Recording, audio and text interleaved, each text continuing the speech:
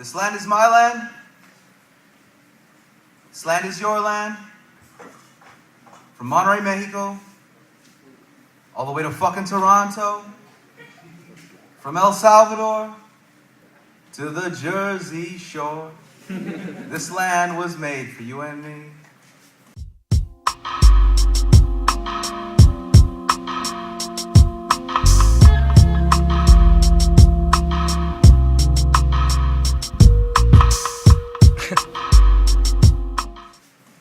This land is my land.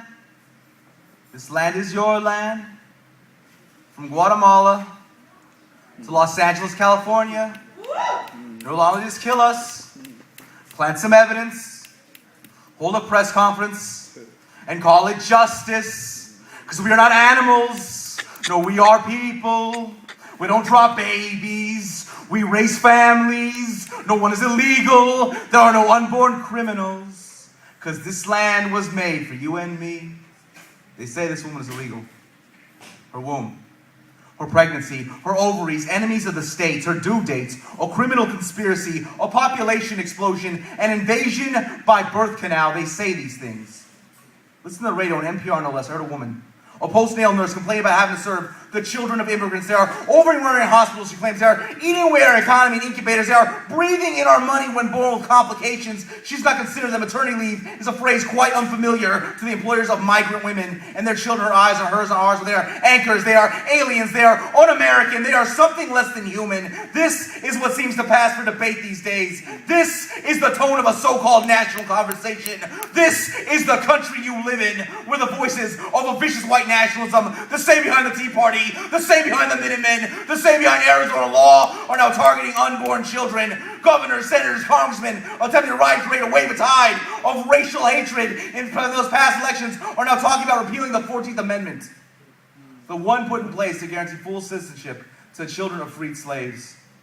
The one passed in response to the Dred Scott case. This is the country you've always lived in, one of lies, compromises, backroom deals, reformist movements, was promised little and delivered next to nothing. After all, it was the 14th Amendment that paved the way for modern-day corporate world dominance. And besides all that, what followed Reconstruction was Jim Crow and the sharecropping system. So spare me any talk of progress or protecting the Constitution, or these professional politicians trying their hand at the amateur story, asking what the framers' true intentions. The framers owned slaves and stole land. They intended to keep them and steal more. They spoke openly about their adherence to doctrines of white supremacy, American exceptionalism, and manifest destiny. American history is a horror story, replete with land grabs, captive nations, enslavement, mass incarceration, genocide, massacres, child labor, racial scapegoating, political railroading, and today, the targeting of unborn children. This is the country you have always lived in. It is the devil you have always known. And there is no synonymous between justice, its history, or a constitution,